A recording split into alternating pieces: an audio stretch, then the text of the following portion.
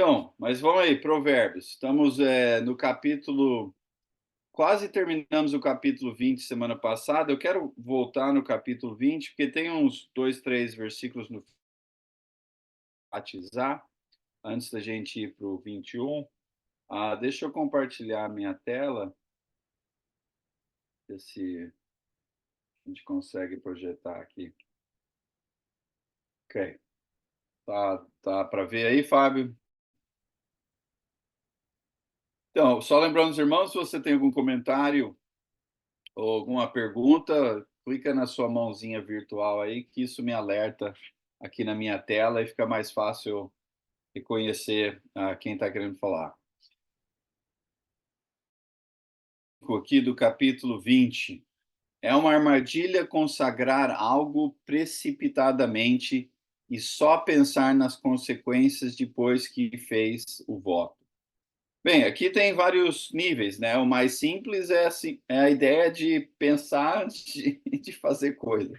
Pensa bem para não ter que tomar decisões precipitadas e decisões que depois você vai se arrepender, tanto em julgamentos sobre as pessoas, ou em decisões relacionais, ou quando você está assessorando entre opções. É sempre bom pensar, analisar, orar, contrastar o que você está pensando e analisando com a vontade de Deus, conversar com pessoas mais idôneas e assim por diante. Isso aí sempre é bom conselho. E, sem dúvida, está incluso no que está se dizendo aqui em termos mais gerais. Mas, em termos, acho que um nível mais específico é essa palavra aqui, de antes de fazer um voto, um voto. Não temos o costume de fazer voto, mas é algo que creio que tem implicações a nós, principalmente se contrastarmos com. E deixa eu ver se eu consigo mudar a tela aqui. Tá, Eclesiastes. Oi, meu pai já está com um comentário, pergunta? Ô, Júnior, tem o voto no casamento, né? Sim, é um bom ponto. Fazemos esse voto Não pode ser precipitado, né? que vai ser daqui um momento, mas bom ponto. Quero ir lá para Eclesiastes capítulo 5, porque acho que dá um contexto a mais no que creio está tentando ser dito lá no versículo que a gente estava vendo em capítulo 20 de Provérbios. Então vamos ler aqui, capítulo 5. Quando você for ao santuário de Deus, seja reverente. Quem se aproxima para ouvir é melhor do que os tolos que oferecem sacrifícios sem saber que estão agindo mal. Então, lembra lá, em Provérbios está fazendo um contraste entre o sábio e o tolo, sendo que em Provérbios a essência da sabedoria está na presença de Deus, o temor de Deus que te aproxima-se de Deus, é a atitude de reverência que leva à obediência, e isto é o começo, o princípio, é a atitude que te põe na sabedoria. A ausência da presença de Deus e dessa atitude de temor é, então, um caminho, uma atitude, uma vida, uma coletânea de tolice. E aqui ele está usando esse palavreado. Tem há um debate sobre isso, mas muitos acham que Provérbios, pelo menos no geral, a maioria foi organizado e escrito por Salomão, e vários acham também que Eclesiastes foi escrito por Salomão. No mínimo, Eclesiastes é escrito com Salomão em mente, mas indiferente dos detalhes, a conexão aqui entre um e outro, eu acho que é óbvia, que Eclesiastes e Provérbios estão abordando situações diferentes, porém com a mesma foco, a mesma mentalidade, a mesma percepção de sabedoria versus tolice. Então, aqui no mundo antigo de Israel, o povo, para se aproximar, para se apegar a Deus, para estar na presença de Deus, tinha que ir ao santuário, ao templo. E lá havia-se vários protocolos de como a pessoa podia se aproximar da presença de Deus, através de rituais, sacrifícios, intercessões,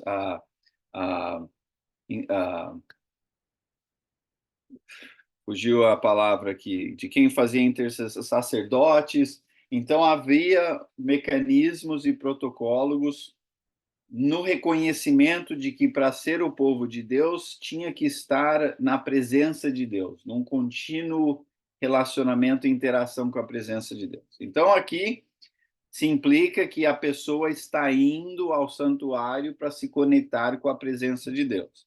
Alguns alertas. Precisa ter uma atitude de reverência, o que se encaixa bem com a ideia de temor.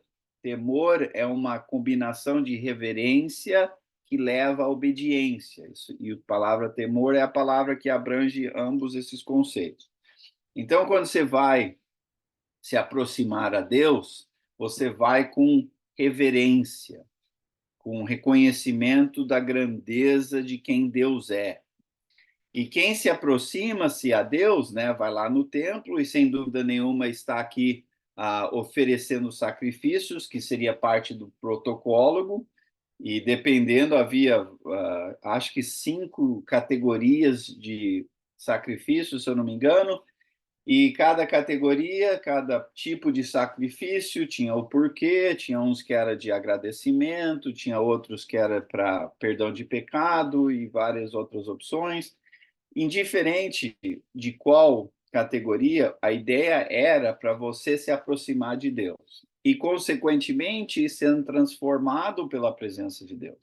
E aqui, aparentemente, é uma maneira errada de se fazer.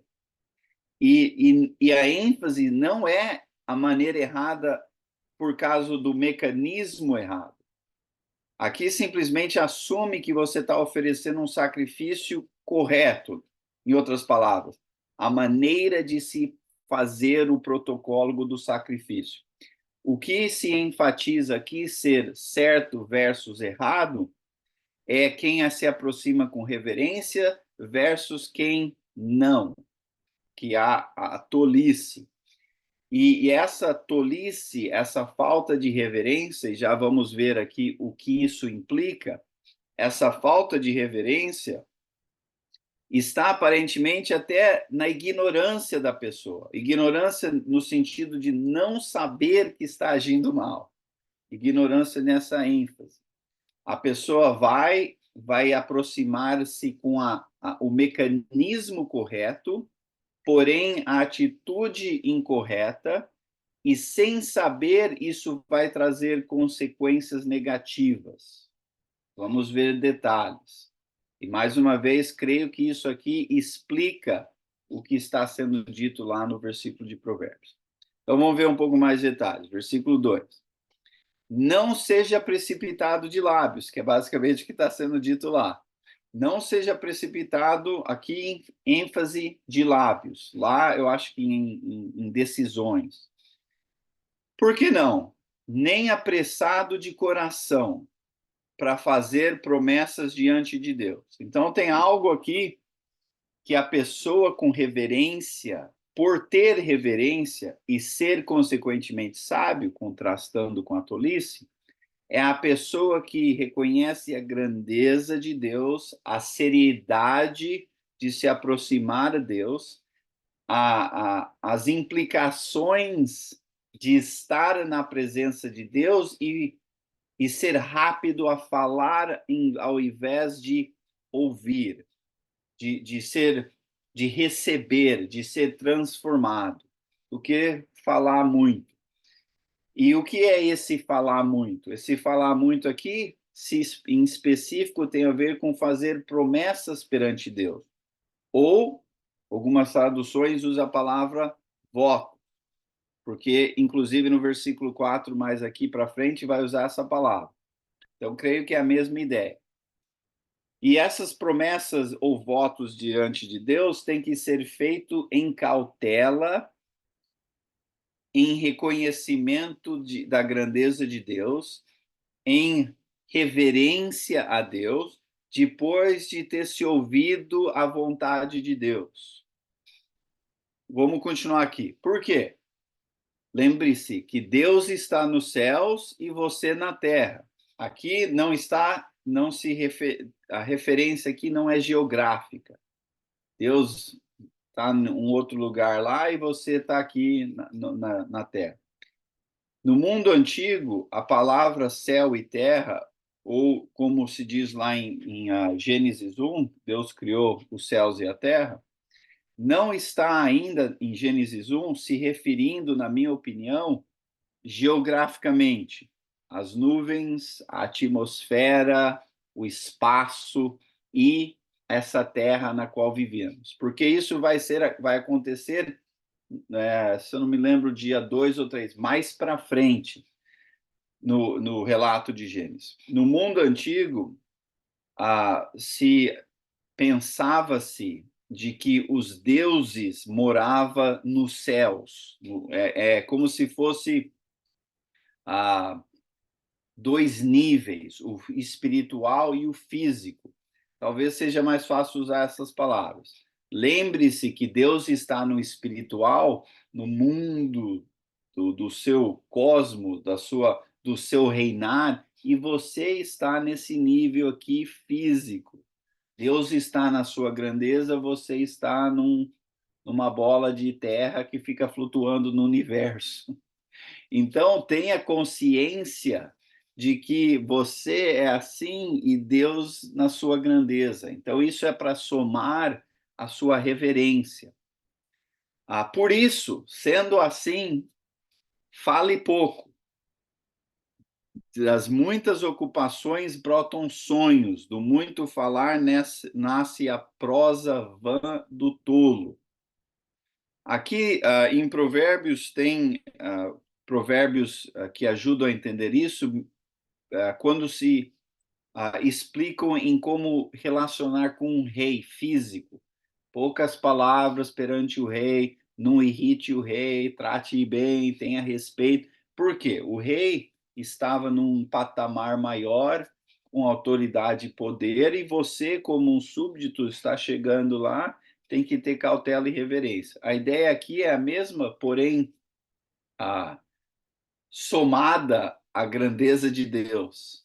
Então, quem das muitas ocupações brota os sonhos. Em outras palavras, dos muitos estresses, preocupações, ocupações, das coisas que a gente fica preocupado e fazendo no dia a dia, a gente sonha muito com, seria melhor assim, melhor assado, se eu fizesse isso, se eu casasse com essa aqui, se eu fugisse com a outra ali. A gente fica planejando, sonhando, arquitetando na nossa mente o que seria um mundo melhor, uma vida mais prazerosa, com mais sucesso, menos dor e assim por diante. Essa tendência nossa de ficar achando que a gente sabe tudo, que é o rei da cocada, de queremos agir no espaço e na autoridade e repor Deus com as nossas decisões, as nossas avaliações, as nossas percepções do que faria um mundo melhor, e especificamente a minha vida, isso acaba nos levando a um pensamento, a um falar, a uma prosa, a um raciocínio do tolo.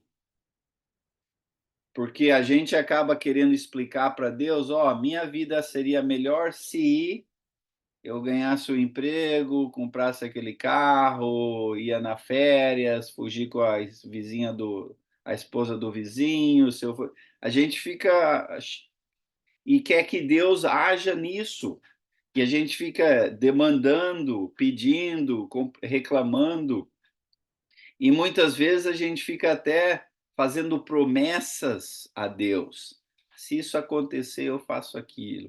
Ou olha, eu vou casar com essa aqui, eu faço esse voto que vamos viver felizes para sempre. Muitas vezes sem pensar, sem fazer muitos detalhes, sem assessorar e sem medir a decisão de acordo com a vontade de Deus. Isto é uma atitude de tolice. Vamos ver mais detalhes. Versículo 4. Quando você fizer um voto, vamos dizer que você, indiferente se você ouviu o conselho aqui, pensou bem, analisou, se achegou a Deus com reverência e fez um voto coerente com a vontade de Deus, ótimo. Vamos dizer que você não ouviu nada do exemplo, você chegou lá como quem acha que sabe, demandou umas coisas a Deus, fez umas promessas e fez algum voto perante Deus, mesmo que não bem pensado. Mas o voto está feito, a promessa foi feita. Cumpre-o sem demora. Por quê? Pois os tolos desagradam a Deus. Cumpra o seu voto. O que é o tolo aqui? É o tolo que não ouviu todos esses detalhes antes, não se apegou com reverência, não teve a atitude correta, o coração correto, não ouviu a vontade de Deus, falou bastante, ouviu pouco, fez decisões precipitadas, fez votos, falou coisa que não devia. Isso é tolice. Versículo 5. É melhor não fazer o voto do que fazer e não cumprir. Melhor teria sido você pensar bem, falar pouco, ouvir bastante, ter bastante reverência. Isto seria melhor. Mas aqui a oportunidade já se foi, porque alguém já fez o voto. Versículo 6. Não permita que a sua boca faça o pecar. Está aqui a ideia de falar pouco, ouvir, falar muito, ouvir pouco e fazer voto. E não diga ao mensageiro de Deus: o meu voto foi um engano. Por que irritar a Deus com o que você diz e deixá-lo destruir o que você realizou? Em meio a tantos sonhos, estamos voltando à ideia aqui do versículo 3, de tantos sonhos absurdos e conversas inúteis, tenha temor a Deus, o temor de Deus. Então, eu entendo que com a frase temor a Deus, a ideia de ouvir, não ser precipitado, tolo, a reverência, a ideia que está em conexão com o que está sendo dito em provérbio em geral, em específico o versículo que a gente está abordando.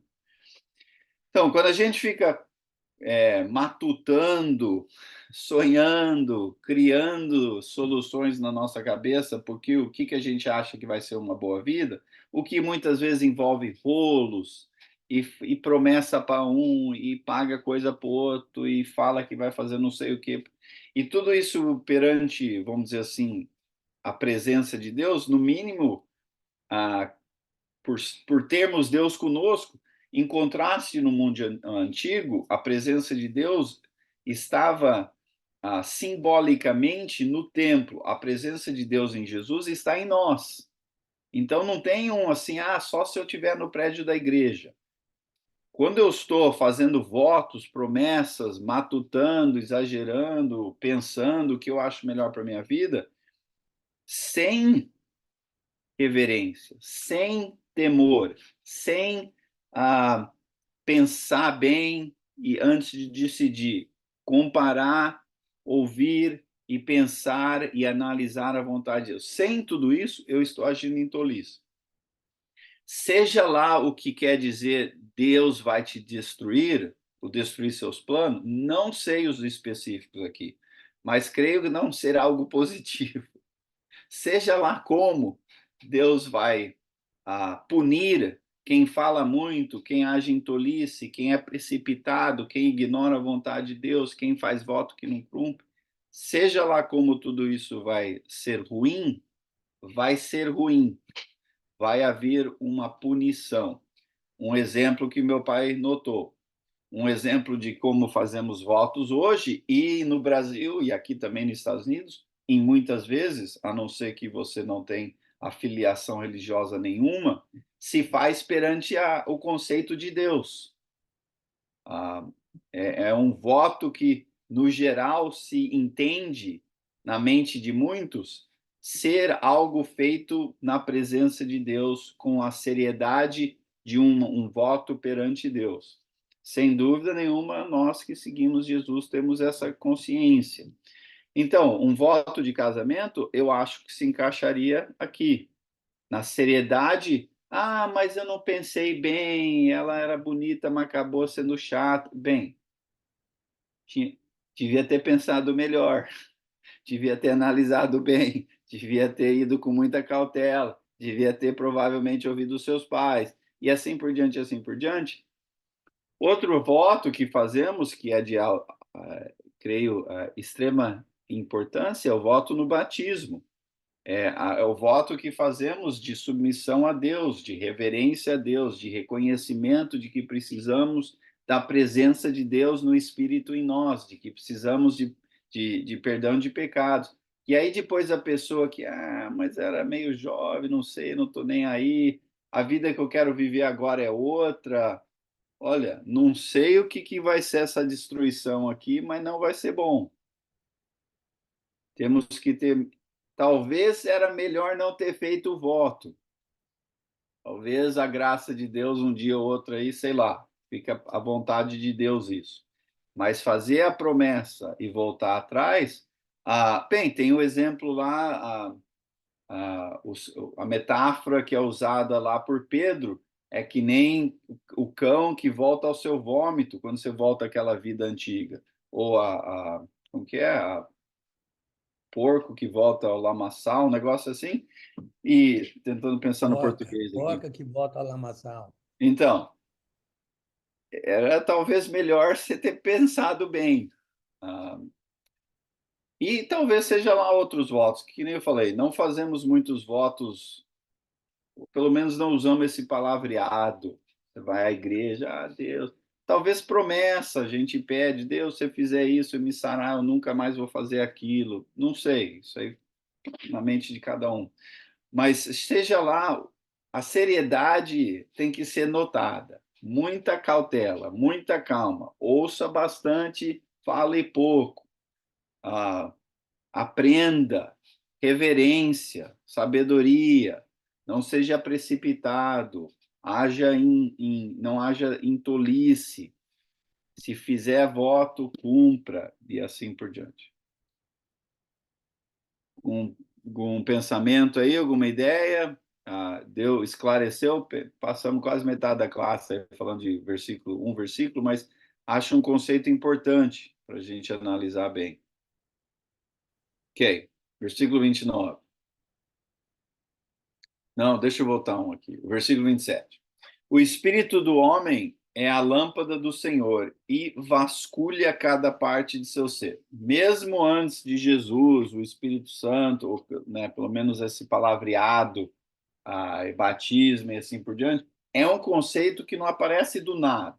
Na verdade, é algo que já começa em Gênesis 1, a presença, o Espírito de Deus pairando sobre as trevas e aquelas águas escuras, e isso começa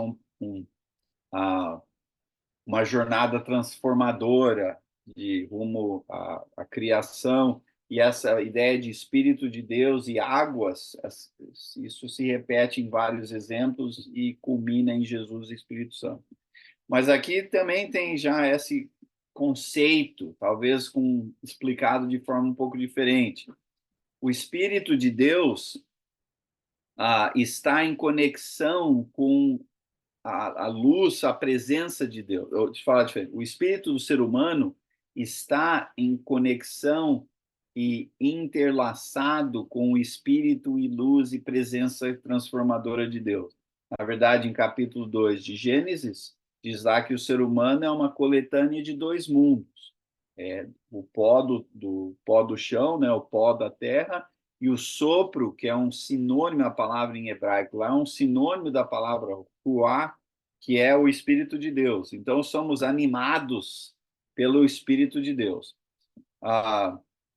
E não só isso,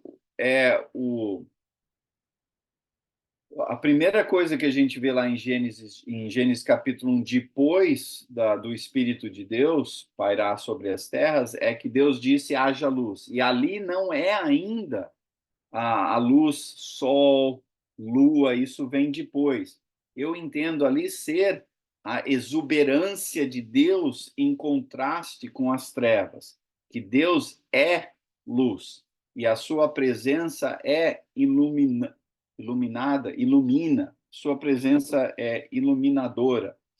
E aqui se está contrastando isto, que o espírito do ser humano, que já vem de Deus, na verdade traz também a presença de Deus em nós, que é uma lâmpada, uma luz vasculhando o nosso ser. Assim como em Gênesis o espírito transforma as trevas, transforma aquelas águas ah, ah, turbulentas, e a luz de Deus começa um processo transformador em Gênesis de caos rumo à ordem, de escuridão rumo à luz, de incerteza rumo a propósito, e assim por diante, assim por diante. Isto está também acontecendo dentro de nós, com o Espírito de Deus, especialmente em Jesus. O Espírito de Deus retorna a nós e começa um trabalho, qual que é a palavra em santificação? É uma outra maneira de se dizer esse processo transformador por causa da presença de Deus. E se necessita vasculhar o nosso ser, iluminando as partes escuras, porque todos nós temos. A grande batalha que a gente vê nesse mundo entre trevas e luz, e bem e mal, e corrupção e violência e abuso, e assim vai, assim vai, assim vai, na verdade é uma expressão do que está acontecendo dentro de nós. Então a presença, a solução dessa bagunça no mundo começa em cada um de nós com presença transformadora da luz e do Espírito de Deus que vasculha em santificação, procurando as escuridões da nossa vida. Então, entregar a sua vida a Jesus no Espírito é um processo de transformação, é um processo de introspecção, é um processo onde você está convidando a presença de Deus para vasculhar a sua alma, a sua vida e achar a escuridão que tem que ser transformada. A ideia de esquentar banco na igreja não é esse o processo. Não é só isso. Sim, esteja presente geograficamente, mas você está aqui convidando, aceitando um trabalho de restauração, de santificação, de transformação na vida de cada um. Então, todo mundo tem que ter esse reconhecimento. Ok, versículo 29. A beleza dos jovens está na sua força, e a glória dos idosos nos seus cabelos brancos. Olha, todo mundo tem algo a se contribuir, tem tem algo bom a contribuir numa comunidade, principalmente uma comunidade de fé. O que o jovem traz é energia, é força, é vontade. E isso é importante na igreja, isso é importante reconhecer isso, validar isso, aceitar e usar isso. Mas o jovem também tem que reconhecer o seu limite, e o seu limite está, de acordo pelo menos com esse versículo, na falta de sabedoria, ou melhor, na falta de experiência. Não é algo vergonhoso ser jovem sem experiência, porque por ser jovem já se falta experiência. Mas o jovem tem algo a contribuir.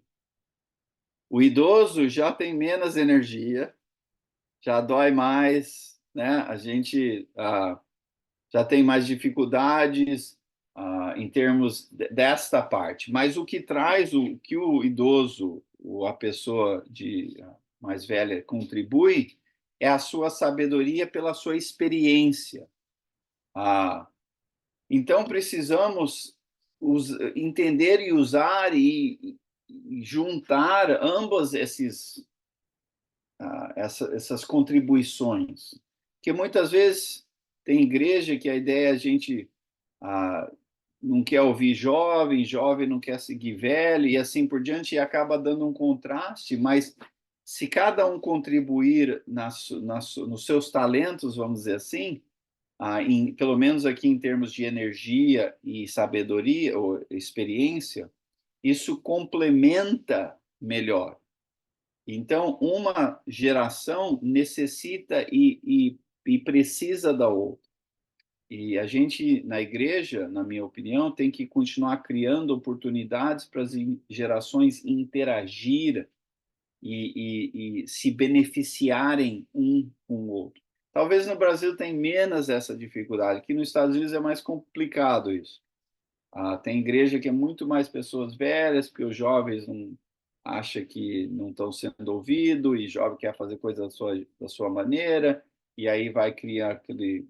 Ou sai da igreja ou vai criar uma outra coisa, e a gente igreja aqui bem grande, tem um trabalho todo lá com jovens, é quase que uma igreja separada se não haver a intenção de ficar unindo ela. O jovem tem suas atividades, tem suas viagens, tem suas aulas, tem não sei o que, não, que, não sei o que, e acaba cada um fazendo a sua coisa. Mas isso é infeliz no fato de que precisamos um do outro. E sim, o jovem precisa saber que o seu limite está na falta de experiência.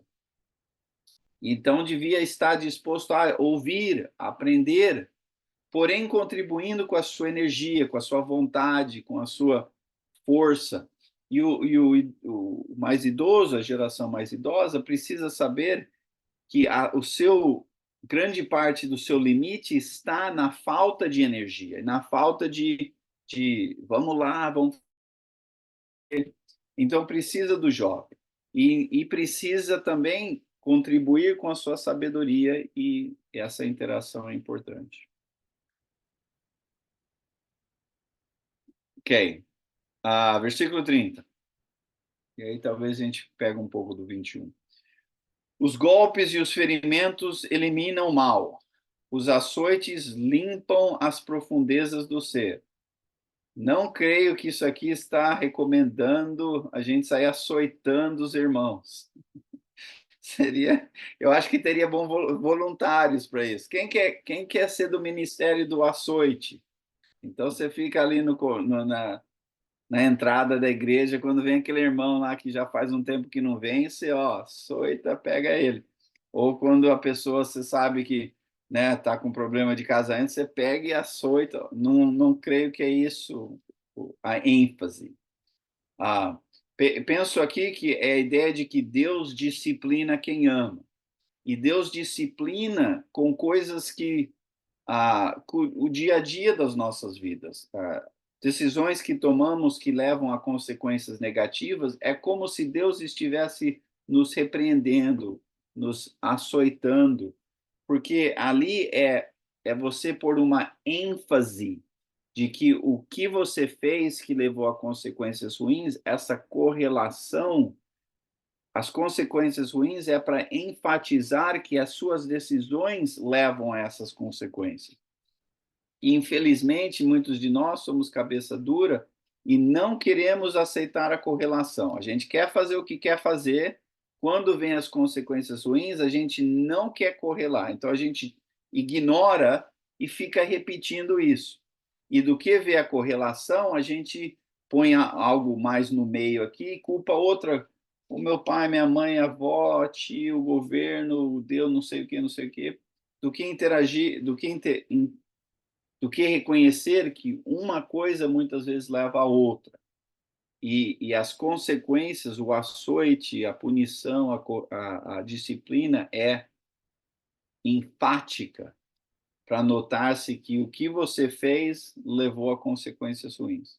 Mais uma vez, não creio aqui que está encorajando você a açoitar os irmãos ou as irmãs, isso cria outros problemas. Mas creio que está dizendo que disciplina e correção não é algo ruim, é algo para o seu benefício. Okay? Meu pai ou minha mãe, Ô, Júnior, tem uma expressão aí no Brasil, que eu quer dizer, no Brasil, aí no Brasil, eu não lembro direito, mas parece que diz, uns aprendem com amor, outros aprendem com a dor, alguma coisa assim. Alguém lembra do provérbio, não? Se não vai pelo amor, vai pela dor. Ah, É, ok. então, isso mesmo. Ó, é lá, aprendendo os provérbios antigos, aí, uns provérbios da época acho que da 1943, não sei quando que é, Derek, essa época Eu não sua aí. sei, não. Sei que eu aprendi com a mamãe. Eu não sei qual é a época, não. Então, melhor se aprender vamos dizer assim, o ensinamento de Deus, ou aprender com o sofrimento, né? Tanto um quanto o outro. Ok, versículo 21. Lembre-se lá que aqui tem vários versículos sobre rei, sendo que o primeiro nível de entendimento é o rei físico. Mas também creio que o nível mais profundo é a ideia de a gente aproximar-se do reinado de Deus, Deus como o rei da nossa vida. Então, o versículo 21, o capítulo 21, versículo 1. O coração do rei é como um rio, controlado pelo Senhor. Ele o dirige para onde quer. E o rei era para ser um agente da vontade de Deus, especialmente na governância do povo de Deus em Israel. Infelizmente, a maioria dos reis de Israel, tanto quando se dividiu o reino norte e sul, só tranqueira, né? Mas Deus usa a governância até de reis pagões, né? Como Nabucodonosor e assim por diante. Deus usa a governância do rei. E é importante. Pagãos, eu acho. Pagãos, isso, obrigado. Pagãos, eu acho.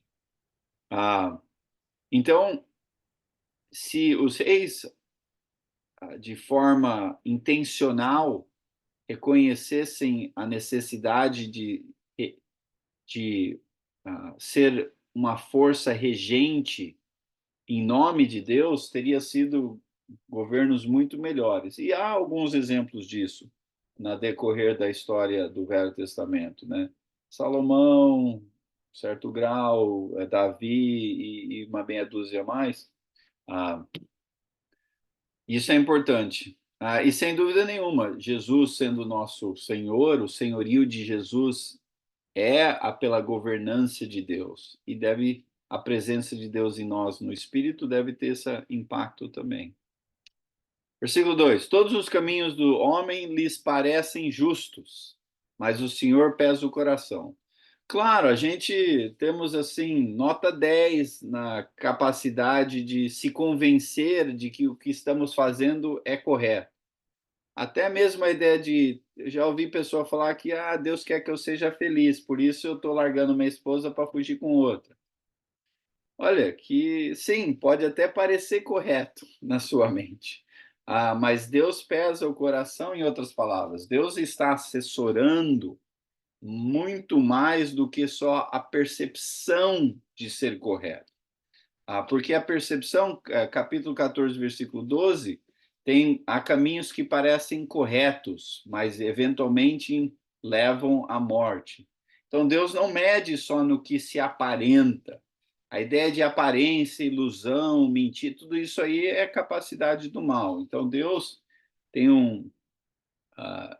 uma medida muito diferente, e é por isso que não devíamos tomar decisões só pela nossa capacidade, porque podemos ser influenciados pelo mal e por várias outras coisas, inclusive as nossas vontades de querer justificar o que estamos fazendo. Então, quanto mais a gente se alinha com a presença de Deus, quanto mais estudamos a vontade de Deus, quanto mais interagimos um com o outro e somos uma influência positiva, quando mais fazemos decisões e discernimentos coletivos, tudo isso melhora as nossas chances de ver claramente antes de tomar decisões. Versículo 3. Fazer o que é justo e certo é mais aceitável ao Senhor do que oferecer sacrifícios. Aqui não está dizendo que não se tem que ter ou não se há nenhum tipo de mecanismos ou protocolos que Deus tem nos ensinado ou que Deus quer. Porque se havia em antigo Israel, através das muitas leis e sacrifícios e assim por diante, mas também se tem em Jesus, diferente, muito menos. Mas o ponto aqui não é que ter ou não ter. O ponto aqui é de que esses protocolos e mecanismos não são o suficiente ou não são exclusivamente o que te faz certo perante a vontade, perante a presença de Deus. Esses mecanismos e protocolos são maneiras de criar oportunidades da gente expressar e fazer as coisas que Deus quer, mas o coração, o que está na mente, o que está dentro, é importante. E o como agimos, que até Malaquias, por exemplo, é um livro lá em resumo disso. Tava todo mundo indo na igreja, no templo, ia na igreja, ia no templo, fazia promessa, louvava a Deus, e aí durante a semana traía, matava, roubava, fugia com a vizinha. Então, fazia os mecanismos, mas não agia e não permitia que esses mecanismos tivessem uma presença transformadora. E o importante não é só sentar e esquentar banco, e aí o resto da semana você faz o que você quer. Tem que se viver uma vida que reflete o porquê você está lá no banco, ouvindo a palavra de Deus e louvando. Então, os mecanismos não são o suficiente. Eu tô sempre lá, mas mas e como que você vive sua vida? Isso é importante. Então, não está dizendo que não faz diferença nenhuma. Você faz o que você quer, cada um louva do jeito que quer, cada um faz o... Não é o ponto, não é esse. É que se tem que viver uma vida que reflete o porquê se há esses mecanismos, como o sacrifício, e esses protocolos. Versículo 4. A vida de pecado dos ímpios se vê no olhar orgulhoso e no coração arrogante. Mais uma vez, a ênfase está no que acontece dentro de nós. O pecado, a corrupção, a violência, a traição, o que a gente vê nesse mundo aí são sintomas do problema que se começa dentro de nós. Não são o problema, são sintomas do problema. São problemáticos, essas coisas todas, mas são sintomas do que está acontecendo dentro de nós. E aqui o ímpio o que está acontecendo dentro dele é o orgulho e arrogância que se manifesta em seus pecados. Então, o ponto aqui sendo de que precisa se entender que há algo acontecendo dentro que se expressa do lado de fora. Grande parte do que a gente lê lá em capítulo 5, no versículo capítulo 5, 6 do Sermão da Montanha, você ouviu dizer, e aí ele faz referência a uma das leis. Mas eu vos digo, e aí Jesus faz referência a algo que está acontecendo dentro do ser humano. E aqui a ênfase é essa. Tem que se ver dentro que se expressa do lado de fora. E a orgulho e a arrogância é grande parte do nosso problema, em achar que não precisamos de Deus, que podemos tomar decisões por contas próprias, que temos sabedoria suficiente em nós, e assim por diante. Isso tudo é arrogância, né? Versículo 5. Os planos bem elaborados levam à fartura, mas o apressado sempre acaba na miséria.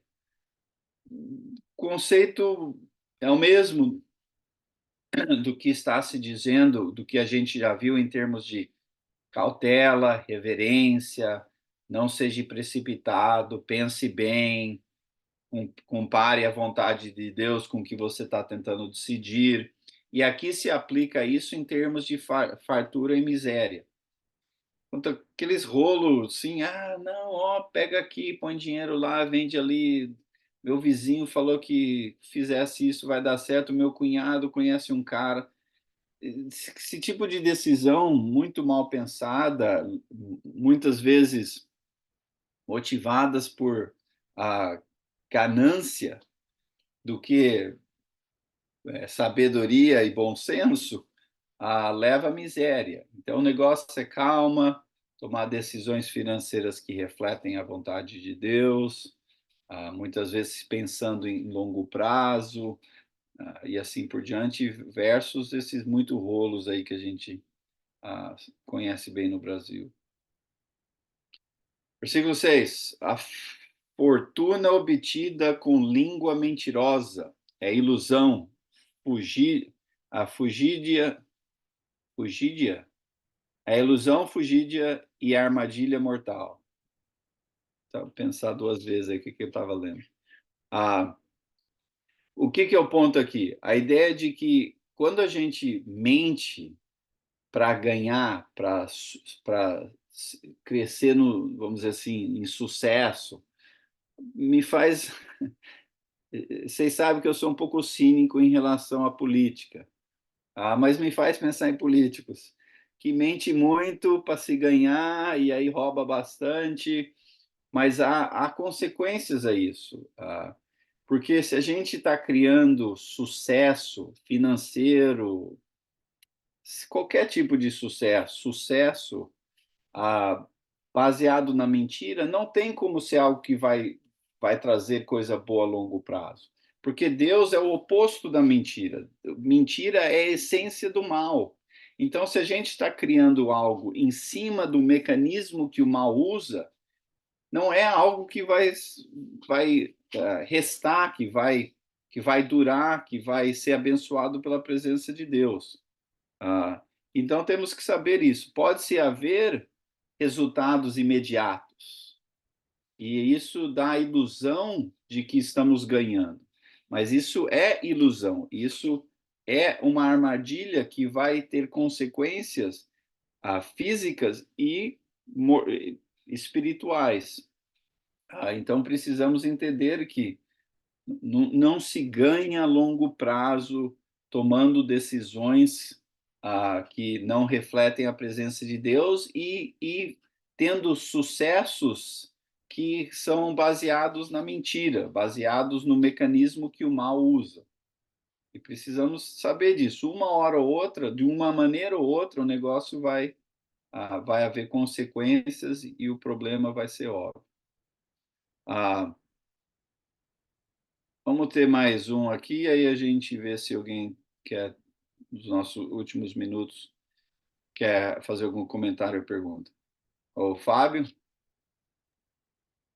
Júnior, já que está chegando ao fim, pode falar sobre o 27? O 27? Isso. Então, vamos lá. Desce.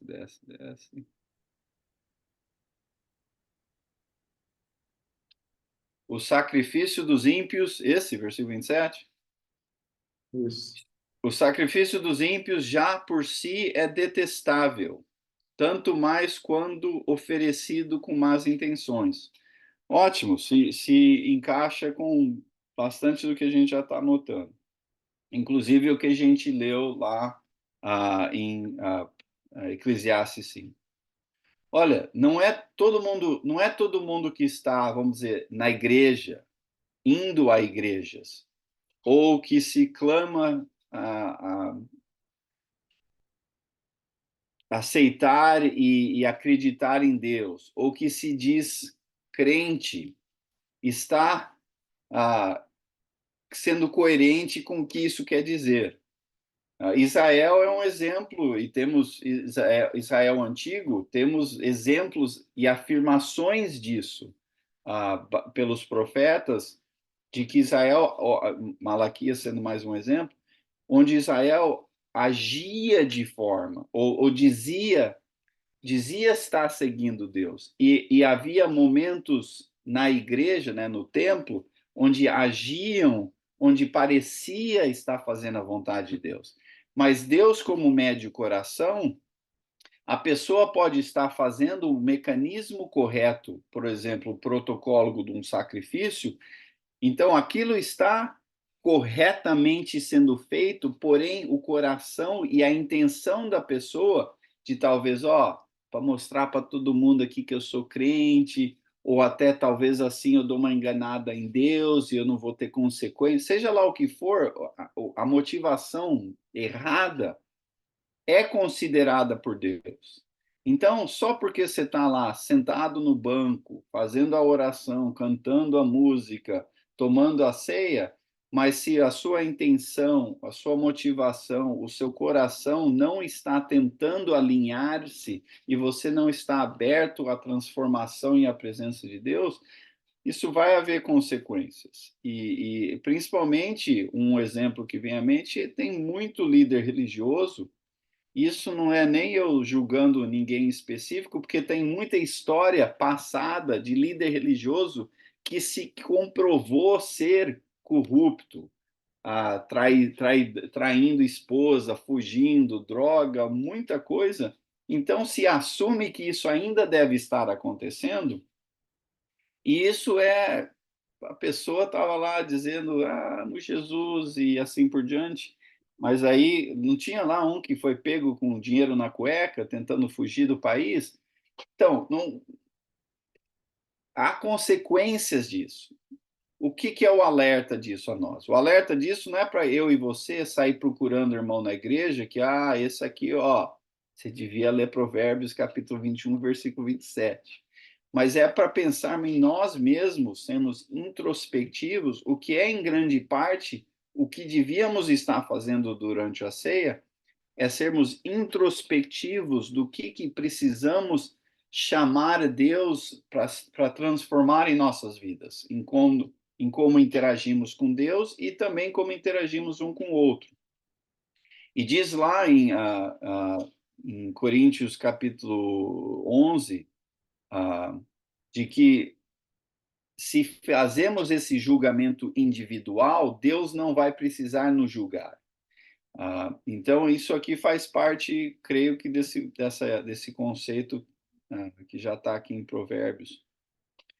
O mecanismo correto não é o suficiente. Acaba, na verdade, podendo até ser para a sua punição por você estar fingindo, tendo motivação errada. Então, acaba sendo detestável a Deus e há consequências disso quando temos intenções más. E aí, ajudou? Esclareceu? Obrigado, Ok. Bruno. Aí, nesses últimos 2, 3 minutos, alguma pergunta ou comentário? Meu pai, a Ô, mãozinha aí. Júnior, me parece que a primeira parte do versículo se refere à hipocrisia, né? Sim. E a segunda parte do versículo se refere a más intenções. Por exemplo, uma pessoa pode ir na reunião da igreja para tentar obter lucro de algum tipo, para poder, talvez, buscar o apoio de alguma pessoa, ou seja, com intenções más, intenções que não são as intenções verdadeiras do sacrifício, né? Então, eu entendo que há duas partes ali. A primeira é a hipocrisia, né? O ímpio. Como é que o ímpio oferece um sacrifício se ele é mau? Certo? Ele está enganando no sentido de que está tentando tapar o sol com a peneira, vamos dizer assim. E a segunda parte, tem muita gente, às vezes, que vai na reunião da igreja com intenções diferentes da intenção verdadeira, né? Pode ser que uma pessoa vá lá com intenção como eu falei, de, de ter lucros, né? Por exemplo, pensando que a piedade é fonte de lucro, por exemplo, né? E assim Sim, por diante. bom ponto. Muito bom. Ótimo.